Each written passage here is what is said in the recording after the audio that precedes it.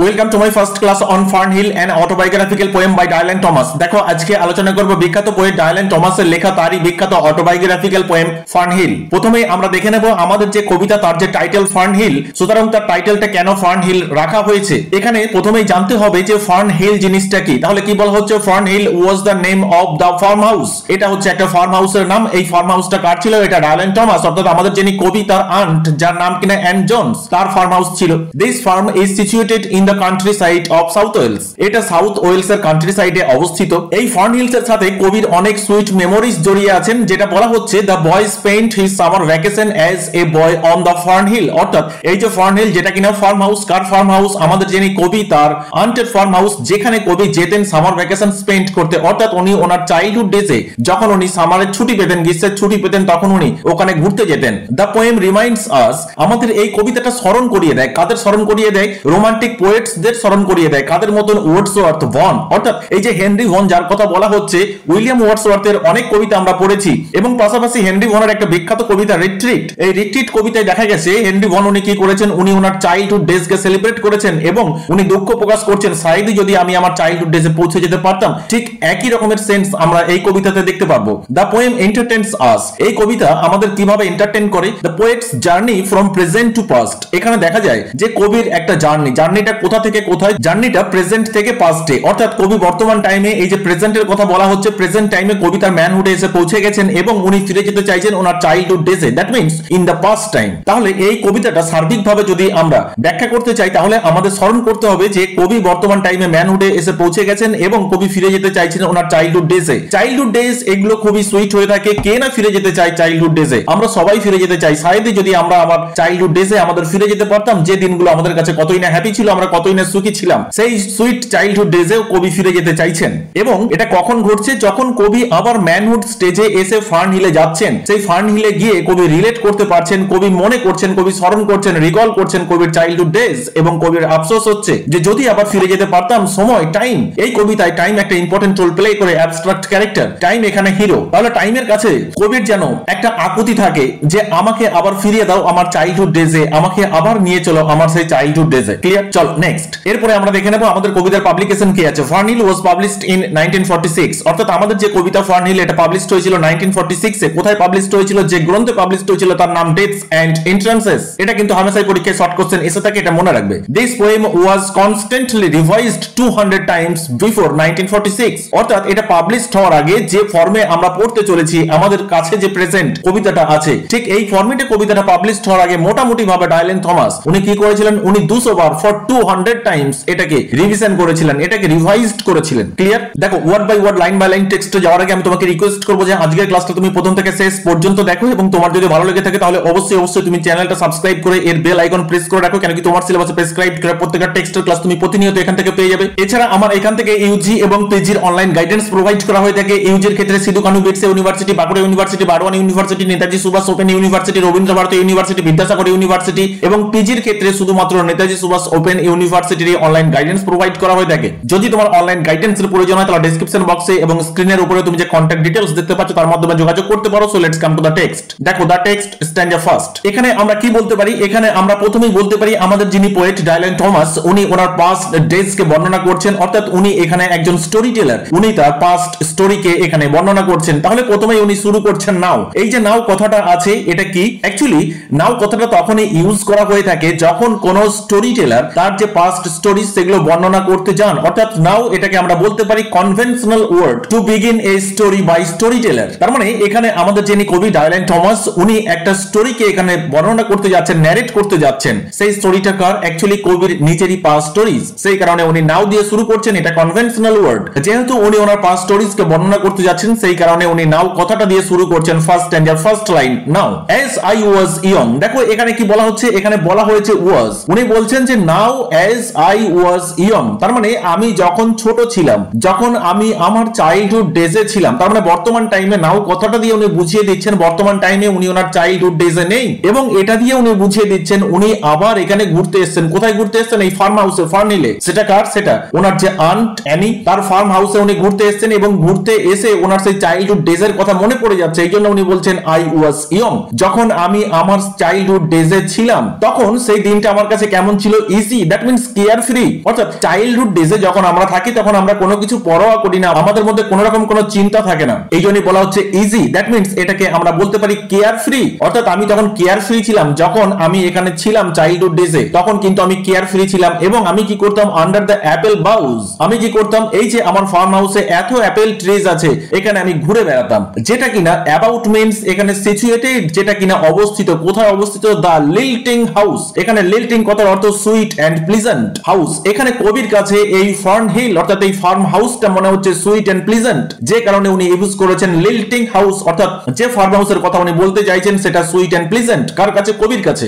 And happy, এবং যথেষ্টই happy মনে হচ্ছে কবির কাছে, as the grass was green. এখানে দেখো গ্রিন কথাটা দিয়ে কি সিম্বলাইজ করছেন কবি, গ্রিন কথাটা দিয়ে কবি ইয়ুথকে সিম্বলাইজ করছেন, অর্থাৎ কবি যখন যুবক ছিলেন, যুবকের ঠিক আগের স্টেজ বলতে পারি, যখন কবির মধ্যে ভরপুর এনার্জি ছিল, কবি যখন তার ইয়ুথ স্টেজে ছিলেন। ক্লিয়ার? তাহলে উনি আবার এখানে এসছেন এই ফার্ন হিলে, এবং এখানে এসে কি দেখছেন, ঘাস হয়ে আছে, অসংখ্য ঘাস এখানে হয়ে আছে ফার্ন হিলে, যে ঘাসগুলো কিনা কি রঙের, গ্রিন কালারের। এই জন্য ঘাসের মধ্যে উনি যেন সেই ইয়ুথকে খুঁজে পাচ্ছেন। তাহলে উনি কি বলছেন, যে আমি যখন ছোট ছিলাম, যখন আমি আমার চাইল্ডহুড ডেজে ছিলাম, তখন আমার মধ্যে কি ছিল, তখন আমি ছিলাম কেয়ার ফ্রি, এবং এই যে ফার্ম হাউস যেটা আমার কাছে ছিল সুইট এন্ড প্লিজেন্ট। কিন্তু এখান থেকে আরেকটা পয়েন্ট আমরা লক্ষ্য করতে পারছি, কবি যখন তার পাস্ট ডেজকে রিকল করছেন তখন কবির মধ্যে একটা মেলানকলি মুড এসে যাচ্ছে, একটা মেলানকলি মুড কবিকে গ্রাস করে ফেলছে। Clear? The night above the dingle স্ট্রে।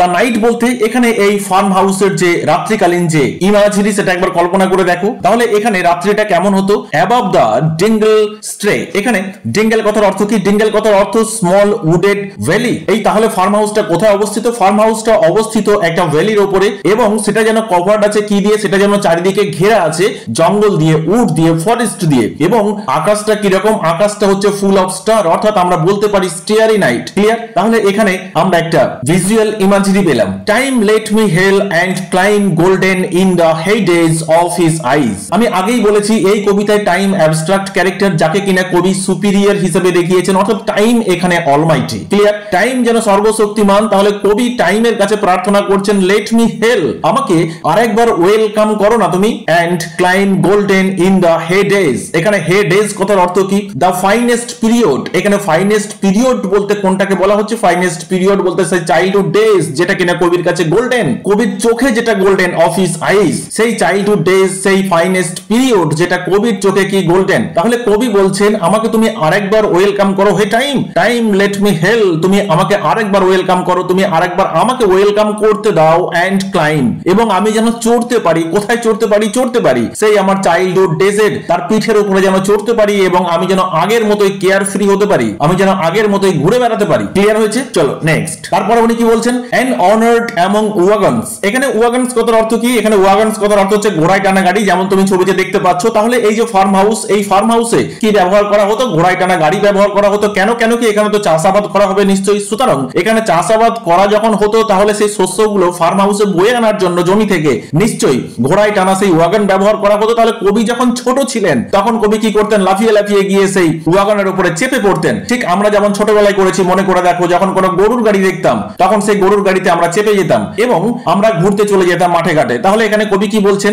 আমি স্মরণ করতে পারছি, আমি রিকল করতে পারছি, আমি সেই আমার চাইল্ডহুড পাস্ট মেমোরিজ মনে করতে পারছি। কি বলছেন কবি, and honoured among wagons I was prince. আমি এই ফার্ম হাউসে ছিলাম প্রিন্স লাইক, আমি ছিলাম মাস্টার, আমি প্রিন্সের মতন এখানে ঘুরে বেড়াতাম, আমি যা খুশি তাই করতে পারতাম। কোথায়, অফ দ্য অ্যাপেল টাউন্স, অর্থাৎ এই যে অ্যাপেল গাছে পরিপূর্ণ যে ফার্ম হাউস, এখানে যে ওয়াগন অর্থাৎ ঘোড়ায় টানা যে গাড়ি ঘুরে বেড়াতো, সেখানে আমি যে উঠে পড়তাম এবং কি করতাম, আমি এই অ্যাপেল বাগানের মধ্যে নিজের খেয়াল খুশি, কেন কি আমি ছিলাম মাস্টার, আমি এখানে ঘুরে বেড়াতে পারতাম। And once below a time, দেখো ওয়ান্স বিলো এ টাইম এটাকে কবি ইউজ করেছেন, ঠিক এর অ্যাকচুয়াল ফর্মটা কি, ওয়ান্স আপন এ টাইম, হ্যাঁ না? তাহলে এখানে কবি কি বলতে চাইছেন, কবি বলতে চাইছেন এটা তো একটা টাইম ছিল যখন আমি কি করতাম, যখন আমি এই অ্যাপেল ট্রিতে মাস্টারি করতাম, আমি যখন ঘুরে বেড়াতাম, আমি ছিলাম এখানকার প্রিন্স। কিন্তু বর্তমান টাইমে বিলো এ টাইম অর্থাৎ burden of life, burden of age, burden of sufferings, এটা যেন আমাকে এখন মুহ্যমান করে দিয়েছে। তার মানে আমি এখন বর্তমান টাইমে ম্যানহুডে এসে পৌঁছে গেছি, আর ম্যানহুডে এসে যখনই পৌঁছে গেছি তখন আমার উপরে অনেক রেসপন্সিবিলিটি এসে চেপে পড়েছে, সেই কারণে আমি এখন বর্তমান টাইমে মুহ্যমান।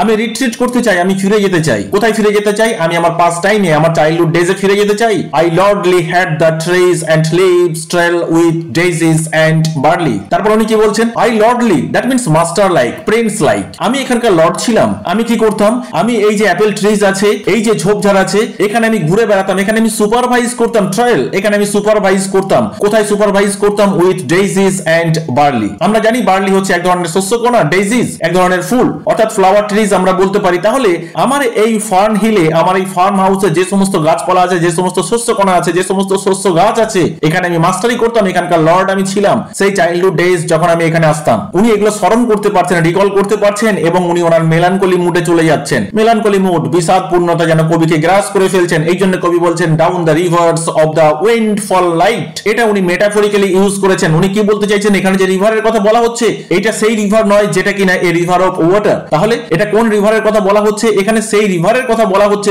যে রিভার কিনা full of thoughts, full of past memories, অর্থাৎ তার পাস্ট মেমোরিজ, তার পাস্ট থটস, তার সেই হ্যাপি ডেজ গুলো যেন ঝর্ণার আকারে কবির মনে পড়ছে, স্মরণ করছে। অর্থাৎ কবির হৃদয়ে যেন সেই রকম ঝর্ণা বয়ে চলেছে, যে ঝর্ণাটা কিনা কিসে পরিপূর্ণ? যে ঝর্ণাটা পরিপূর্ণ সুইট পাস্ট মেমোরিজে। ক্লিয়ার? এই জন্যই কবি বলতে চাইছেন down the rivers of the windfall light. এখানে উইন্ড ফল কথার অর্থ কি? উইন্ড ফল কথার অর্থ হচ্ছে ব্লোন ডাউন, অর্থাৎ যেন অবিরত বয়ে চলেছে। দ্যাট মিন্স আমার সেই পাস্ট মেমোরিজ গুলো বর্তমান টাইমে আমি যখন ম্যানহুডে এসে পৌঁছে গেছি এবং আমি আবার যখন এই ফার্ন হিলে ঘুরতে এসেছি তখন আমার মনে পড়ছে ঝর্ণার আকারে একটার পর একটা আমার সেই অতীত কাহিনী মনে পড়ছে। ক্লিয়ার হয়েছে? চলো নেক্সট স্ট্যান্জা 2। তারপর উনি কি বলছেন? And as I was green and carefree. তারপর উনি পরিষ্কার বলেই দিলেন যে আমি তো এখানে কেয়ার ফ্রি ছিলাম, অর্থাৎ ফ্রি ফ্রম ওরিড। আমার মধ্যে কোন রকম কোনো ওরিড ছিল না, আমি পুরোপুরি ভাবে ওরিড ফ্রি ছিলাম। এন্ড আই ওয়াজ গ্রিন, এখানে গ্রিন বলতে ইয়ং, ইয়ং এর কথা বলা হচ্ছে। অর্থাৎ ইয়ুথ, কবি যখন তার ইয়ুথ স্টেজে ছিলেন, কবি তখন কিরকম ছিলেন? খুব চার্মফুল ছিলেন। কিন্তু বর্তমান টাইপে কবির মধ্যে সেই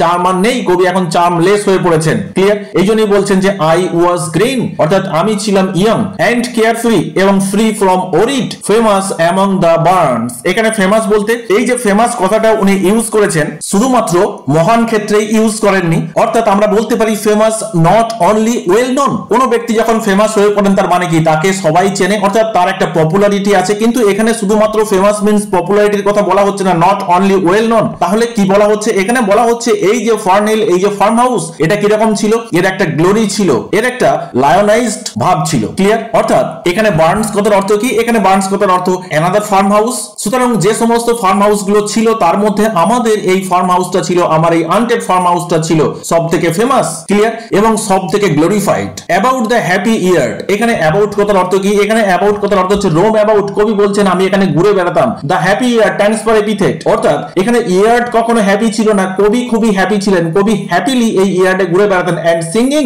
as the farm was home, এবং কবি যখন এই ফার্ম হাউসে ঘুরে বেড়াতেন, এই ফার্ন হিলে ঘুরে বেড়াতেন, তখন কবি এতটাই হ্যাপি ছিলেন, কবি সারাক্ষণ গুনগুন করে গান গাইতেন এবং কবি মনে করতেন এটাই তো আমার বাড়ি, home sweet home, this is my sweet home. Clear? In the sun that is young once only. দেখো এখানে কবির কাছে কি মনে হচ্ছে? ইন দ্য সান, অর্থাৎ সেই চাইল্ডহুড ডেজের কথা উনি বলতে চাইছেন। The feelings of the boy, সেটা কিরকম ছিল? সেটা ইয়ং, একটা টাইম ইয়ং ছিল। এখানে ওয়ান্স কথাটা ব্যবহার করা হয়েছে। সুতরাং এই সানটা একটা টাইম ইয়ং ছিল যখন কবি নিজেরই ইয়ং ছিলেন। ক্লিয়ার? অর্থাৎ কবি সেই চাইল্ডহুড ডেজের কথা বলছেন, কিন্তু বর্তমান টাইমে এটাকে আর কবির কাছে ইয়ং মনে হচ্ছে না। এখানে আমাদের কবি টমাস উনি রিয়েলাইজ করছেন, কি রিয়েলাইজ করছেন? Sun is young only once but the immature boy did not have such a feeling. কিন্তু কবি তখন ইম্যাচিওর ছিলেন, তাহলে কবি সেটাকে ফিল করতে পারতেন না। কিন্তু বর্তমান টাইমে কবি ফিল করতে পারছেন, কবি বর্তমান টাইমে ভাবতে পারছেন যে আমি কি হারিয়ে ফেলেছি। এই জন্য বলা হচ্ছে ইন দা সান, সেই সারাদিন সূর্যের আলোতে আমি কি করতাম? আমি ছুটে বেড়াতাম, কিন্তু আমি জানতামই না, আমি ফিল করতে পারতাম না সূর্যের আলোকে।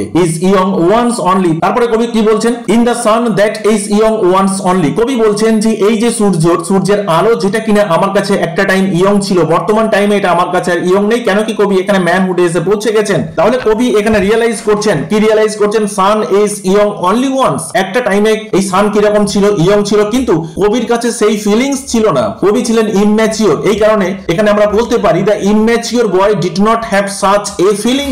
অর্থাৎ এই immature boy so called Dylan Thomas, উনি ইম্যাচিওর থাকার কারণে উনি সেই ফিলিংসটাকে ফিল করতে পারতেন না। কেন কি? কবি বর্তমান টাইমে ম্যানহুডে এসে পৌঁছে গেছেন এবং উনি ভাবতে পারছেন, উনি বুঝতে পারছেন, রিয়েলাইজ করতে পারছেন হোয়াট আই হ্যাভ লস্ট, আমি কি হারিয়েছি। সুতরাং কবি কি করছেন? কবি আবার সেই টাইমের কাছে, অর্থাৎ যিনি কিনা সুপিরিয়র, যিনি কিনা অলমাইটি, তার কাছে আবার প্রার্থনা করছেন, উনি প্রে করছেন, টাইম লেট মি প্লে, আমাকে তুমি খেলতে দাও, আমাকে তুমি নিয়ে চলো সেই চাইল্ডহুড ডেজে, and be golden in the mercy of his means, এবং তুমি সমস্ত কিছুই পারো, তুমি তো সব কিছুই করতে পারো। Time let me play and be golden in the mercy of his means, তুমি সমস্ত কিছুই করতে পারো তুমি আমাকে ফিরিয়ে দাও। Time sought to him in his boyhood, কবি চাইছেন যে তুমি আমার বয়হুড ডেজ গুলোকে ফিরিয়ে দাও যেটা কিনা আমার কাছে গোল্ডেন ছিল। লাইনটা এভাবে পড়তে হবে। আরেকবার পড়ছি, টাইম লেট মি প্লে, কবি বলছেন যে তুমি আমাকে আরো একবার খেলতে দাও। কবি যেন প্রে করছেন কার কাছে? টাইমের কাছে। কেন কি টাইম এখানে কবির কাছে সুপিরিয়র, অলমাইটি। এই জন্যই কবি বলছেন যে হে টাইম, হে সময়, তুমি কি করো? তুমি আমাকে আরেকবার খেলতে দাও। লেট মি প্লে, তুমি আমাকে আরেকবার খেলতে দাও। এন্ড বি গোল্ডেন, এবং তুমি আমার সেই গোল্ডেন টাইমটাকে ফিরিয়ে দাও in the mercy of his means. That means আমরা বলতে পারি যে কবি এনজয় করতে চাইছেন, কবি এনজয় করতে চাইছেন এবং কবি এটাই বলতে চাইছেন time was favourable to me. Time তো আমার কাছে একটা টাইম ফেভারেবল ছিল, সে আমার প্রতি সহানুভূতিশীল ছিল, সে আমাকে খেলতে দিত। কিন্তু বর্তমান টাইমে টাইম কেন এত রুড, কেন আমাকে আর সেই খেলতে দেয় না, কেন আমার সেই চাইল্ডহুড ডেজ আমার কাছ থেকে কেড়ে নিল। ক্লিয়ার? চলো নেক্সট। তারপর উনি কি বলতে চাইছেন? And green and golden I was huntsman. দেখো এখানে গ্রিন কথার অর্থ কি? এখানে গ্রিন কথার অর্থ হচ্ছে ইয়ং, যেটা বারবার বলছি। Green symbolises young and golden symbolises extremely happy. কবি যখন তার চাইল্ডহুড স্টেজে ছিলেন তখন কবি খুব হ্যাপি ছিলেন এবং কবি গ্রিন ছিলেন। তখন কবি বিভিন্ন রোল প্লে করতেন। তখন কার কার রোল প্লে করতেন? আই ওয়াজ হান্টসম্যান, অর্থাৎ ছোট্ট শিশু সে ঘুরে বেড়াতো এই ফার্ম হাউসে, এবং কবি নিজেকে তখন মাঝে মাঝে হান্টসম্যান মনে করতো, অর্থাৎ শিকারী মনে করতেন, হ্যাঁ না? পাশাপাশি হান্টসম্যান মনে করতেন। এন্ড কাবস, অর্থাৎ কাবস মানে আমরা জানি যে গরুর বাচ্চা। গরুর বাচ্চার মধ্যে কি থাকে? ভরপুর এনার্জি থাকে, তার মধ্যে কোনো টায়ার্ডনেস থাকে না। তাহলে কবি কি করতেন? কবি সেই গরুর বাচ্চা বা হরিণের বাচ্চার মতন এই গোটা ফার্ম হাউসটা উনি চড়ে বেড়াতেন। মাঝে মাঝে উনি নিজেকে হান্টসম্যান ভাবতেন, মাঝে মাঝে উনি নিজেকে হার্টসম্যান ভি ভাবতেন। স্যাং টু মাই হর্ন, এবং কবি কি করতেন? শিকারে বেরিয়ে পড়তেন, ঠিক যেমন একটা হান্টসম্যান শিকারে বেরিয়ে পড়ে। কবি তাড়া করতেন। The foxes on the hills barked clear. কবি যখন শুনতে পেতেন যে ফক্সরা রাতের বেলায় বেরিয়েছে এবং তারা কি করছে? তারা ডাকছে, তখন কবি কি করতেন? সেই যে ফক্সের পেছনে ছুটতে ছুটতে চলে যেতেন সেই উপত্যকার একবারে পারে। এন্ড কোল্ড, এবং সময়টা ছিল খুবই ঠান্ডা। And the Sabbath rang slowly, কবি আরো শুনতে পেতেন। কবি সব এগুলো রিকল করছেন, কবি তার পাস্ট সুইট মেমোরিজ কে রিকল করছেন এবং কবি শুনতে পেতেন সাবাথ। এখানে সাবাথ কথার অর্থ সানডেজ। আমরা জানি যে খ্রিস্টানিটিতে সানডেজটা কি রকম? সানডে হচ্ছে, সানডেটা অ্যাকচুয়ালি আমরা বলতে পারি a day of rest and worship. কবি শুনতে পেতেন চার্চের ঘন্টা পড়ছে র‍্যাং স্লোলি, অর্থাৎ চার্চের ঘন্টা বেজে গেছে। এখানে উনি দিনটাকেও মেনশন করে দিলেন সানডে, এবং উনি ভাবতে পারছেন এই যে চার্চের ঘন্টা যেটা কিনা সানডেতে বাজানো হতো, এটা হচ্ছে বিশ্রাম নেওয়ার সময় এই সানডে এবং ঈশ্বরের প্রার্থনা করার সময়। তাহলে কবি যেন ভাবতে পারছেন এই যে চার্চের যে ঘন্টার ধ্বনি, এটা ধীরে ধীরে মিলিয়ে যেত কার সাথে? ধীরে ধীরে বিলীন হয়ে যেত কার সাথে? মিঙ্গলাইজড হয়ে যেত in the pebbles of the Holi stream. দেখো এখানে কবি বারবার যে উনি ফিরে যেতে চাইছেন ওনার চাইল্ডহুড স্টেজে, ওনার বয়হুড স্টেজে। তাহলে যখন কোনো শিশু চাইল্ড থাকে, যখন কোনো শিশু ছোট্ট থাকে, তখন তার মধ্যে কি থাকে? তখন তার মধ্যে থাকে ইনোসেন্স, আর সেটা আমরা জানি যে ইনোসেন্স সিম্বলাইজেস হলিনেস। তাহলে কবি এখানে বলছেন যে কবি তখন কি ছিলেন? কবি তখন ছিলেন পবিত্র, তখন কবি ছিলেন নিষ্পাপ, আর সেই কারণে এই পুরো ফার্ম হাউসটাই হয়ে পড়তো পবিত্র। এই জন্যই ওখানে বলা হচ্ছে এই ফার্ম হাউসের মধ্য দিয়ে যে ঝর্ণা বয়ে যাচ্ছে সেটাও হচ্ছে হলি। ক্লিয়ার? তাহলে এখানে কবি কি বলতে চাইছেন? উনি বলতে চাইছেন এই যে চার্চের রবিবারের যে ঘন্টার ধ্বনি, এটা ধীরে ধীরে বিলীন হয়ে যেত কোথায়? বিলীন হয়ে যেত in the pebbles of the Holi stream, অর্থাৎ এই ফার্ম হাউসের মধ্য দিয়ে যে ঝর্ণা বয়ে চলেছে, যে ঝর্ণার বেডটা কিরকম? যে ঝর্ণার বেড হচ্ছে ফুল অফ পেবলস। ঝর্ণা ওই পেবলস এর উপর দিয়ে যখন বয়ে যাচ্ছে, সেই বয়ে যাওয়ার সময় যে সাউন্ড তৈরি হচ্ছে, কলকল যে আওয়াজ, সেখানে যেন মিলিয়ে যেত এই চার্চের ঘন্টার ধ্বনি। ক্লিয়ার হয়েছে? চলো নেক্সট, স্ট্যান্জা 3। তারপর উনি কি বলছেন? All the sun long it was running. All the sun long means সারাদিন, থ্রু দ্য হোল ডে। কবি কি করতেন? ইট মিন্স দ্য পোয়েট, উনি কি করতেন? ওয়াজ রানিং, উনি দৌড়াদৌড়ি করতেন, ছুটে বেড়াতেন এই ফার্ম হাউসে। ইট ওয়াজ লাভলি, কবির কাছে এটা লাভলি ছিল। দেখো সবই পাস্ট ফর্মে বলা হচ্ছে। The hay fields high as the house. এখানে হে ফিল্ড বলতে এই যে ছবিতে তুমি যেমন দেখতে পাচ্ছ শস্য ক্ষেত, এবং সেই শস্য ক্ষেতগুলো কোথায় অবস্থিত? শস্য ক্ষেতগুলো অবস্থিত অন দ্য এলিভেটেড ল্যান্ড, একটা উঁচু জায়গাতে। দ্য টিউনস ফ্রম দ্য চিমনিজ, আগেই বলা হয়েছে ঠান্ডা, সুতরাং ঠান্ডা আছে মানেই ওখানে বাড়িতে কি থাকবে? বাড়িতে ফায়ার প্লেস থাকবে, আর বাড়িতে ফায়ার প্লেস থাকবে মানে সেখানে চিমনি থাকবে, এবং এই চিমনি থেকে যে ধোঁয়া বেরিয়ে আসছে সেগুলো কিভাবে বেরিয়ে আসছে? সেগুলো কুণ্ডলিকারে বেরিয়ে আসছে, অর্থাৎ কার্লি স্মোক। তাহলে এখানে কি বলা হচ্ছে? The tunes from the chimneys. কবি ভাবতে পারছেন যে এই চিমনি থেকে যখন সেই কার্লি স্মোক গুলো বেরিয়ে আসছে সেটা যতটা সুইট, উনি কম্পেয়ার করছেন কার সাথে? উনি কম্পেয়ার করছেন মেলোডিয়াস মেলোডির সাথে, অর্থাৎ মেলোডিয়াস মেলোডি আমাদের কাছে শুনতে যেমন সুইট মনে হয়, তাহলে সেই চিমনি থেকে যখন কুণ্ডলাকারে ধোঁয়া বাইরে বেরিয়ে আসে, আকাশে যখন বিলীন হয়ে যায়, বাতাসের সাথে বিলীন হয়ে যায়, সেটাও যেন কবির কাছে খুব সুইট মনে হয়। It was air and playing lovely and watery and fire green as grass. তাহলে এখানে দেখো এই লাইন দুটোর মাধ্যমে কবি পুরোপুরি ভাবে বলে দিতে চাইলেন এয়ার, ফায়ার, ওয়াটার, আর্থ। এখানে গ্রাস কথার অর্থ হচ্ছে আর্থ, অর্থাৎ এই ফার্ম হাউসের সমস্ত কিছুকে যে কতটাই বিউটিফুল লাগতো, অর্থাৎ এয়ার সেটা কতটা বিউটিফুল ছিল, ফায়ার কতটাই না বিউটিফুল ছিল, পাশাপাশি ওয়াটার এন্ড আর্থ এটা পরিষ্কার উনি এখানে বুঝিয়ে দিলেন। ক্লিয়ার? চলো নেক্সট। তারপর উনি কি বলছেন? And nightly. এখানে এন্ড নাইটলি কথার অর্থ হচ্ছে এট নাইট, এবং রাতের বেলায় under the simple pencil stars, অর্থাৎ সেই তারাখচিত রাত্রি উনি কি করতেন, as I rode to sleep, যখন আমি ঘুমাতে যেতাম, as I went to sleep, যখন আমি ঘুমাতে যেতাম, as I used to sleep। কবি তখন স্বপ্ন দেখতেন, কবির মনে হতো the owls were bearing the farm away, কবির মনে হতো এই যে ফার্ম হাউস এটাকে যেন কেউ কাঁধে করে তুলে নিয়ে চলে যাচ্ছে, এটাকে কেউ যেন অনেক দূরে ক্যারি করে নিয়ে চলে যাচ্ছে। বিয়ারিং অ্যাওয়ে অর্থাৎ বহন করে নিয়ে চলে যাওয়া, কারা নিয়ে যাচ্ছে, আউলসরা। এটা কবির মনে হতো, কবির একটা স্বপ্ন বলা যেতে পারে। And all the moon long, এবং সারা রাত্রি জুড়ে, এখানে অল দ্য মুন বলতে আমরা বুঝতে পারছি এই যে রাত্রির কথা বলা হচ্ছে এটা হচ্ছে একটা জ্যোৎস্নালোকিত রাত্রি। আই হার্ড, কবি শুনতে পেতেন, ব্লেসড অ্যামং স্টেবলস, এটা যেহেতু একটা ফার্ম হাউসের কথা বলা হচ্ছে এখানে অবশ্যই আগেই বলা হয়েছে ওয়াগনস, দ্যাট মিন্স এখানে ঘোড়া থাকবে। তাহলে কি বলা হচ্ছে, ব্লেসড অ্যামং স্টেবলস, অর্থাৎ এই স্টেবলের মধ্যে যে সমস্ত ঘোড়াগুলো আছে তারা খুবই ব্লেসড। তার কারণ এটাকে রিলেট করো লাস্ট লাইনের সাথে, তার কারণ হচ্ছে ফ্ল্যাশিং ইনটু দ্য ডার্ক, এই ঘোড়াগুলোর মধ্যে এতটাই হ্যাপিনেস লক্ষ্য করা যেত, এতটাই হ্যাপিনেস লক্ষ্য করা যেত, তারা যেন রাত্রের বেলায় সেই স্টেবল থেকে তারা বাইরে লাফিয়ে বেরিয়ে আসতো। এখানে ফ্ল্যাশিং ইনটু মিন্স আমরা বলতে পারি plunged into, PLUNGED, plunged into the dark, অর্থাৎ রাতের অন্ধকারে তারা যেন সেই স্টেবল থেকে তাদের মধ্যে যে হ্যাপিনেস সেটা তারা ধরেই রাখতে পারতো না, অর্থাৎ তারা এতটাই হ্যাপি হয়ে পড়তো, এতটাই হ্যাপি হয়ে পড়তো যে স্টেবল থেকে তারা বাইরে লাফিয়ে চলে আসতো। কেন কি এই বিউটি উপভোগ করার জন্য সাইদি কবি এটা ভাবছেন। এন্ড দ্য নাইট জার্স, এখানে নাইট জার্স বলতে বার্ড লাইক আউল, অর্থাৎ আউলদের মতন যে সমস্ত বার্ড গুলো আছে, যে সমস্ত নিশাচর পাখিগুলো আছে, ফ্লাইং উইথ রিক্স, এখানে রিক্স বলতে কি বলা হচ্ছে, এখানে রিক্স বলতে স্ট্যাকস অফ হে, অর্থাৎ এই যে ফার্ম হাউস এর ফিল্ডে, কর্নফিল্ডে কি আছে, এর কর্নফিল্ডে সেই হে অর্থাৎ খড় টাইপের, খড়কুটো টাইপের শস্য গাছগুলোকে জড়ো করা আছে, গাদা করা আছে, পিল্ড করা আছে। তাহলে এখানে কবি যেন স্বপ্ন দেখতেন, কি স্বপ্ন দেখতেন, নাইট জার্স অর্থাৎ বার্ড লাইক আউল, তারা কি করছে, ফ্লাইং, তারা উড়ে যাচ্ছে, কি নিয়ে, উইথ রিক্স, দ্যাট মিন্স আমরা বলতে পারি স্টেকস অফ হে। তাহলে এই সমস্ত জিনিসগুলো কবি যখন এখানে আবার এসেছেন, যখন কবি ওনার ম্যানহুডে এসে পৌঁছে গেছেন, সেই ম্যানহুডে পৌঁছে গিয়ে ম্যানহুডের